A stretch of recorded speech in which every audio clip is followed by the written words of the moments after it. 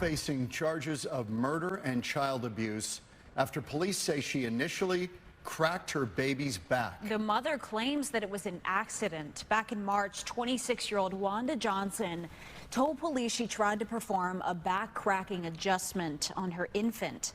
According to court documents, the baby had multiple seizures later on, prompting Johnson to take the child to the hospital. An autopsy report lists the baby's cause of death as blunt force injuries to the head and the torso.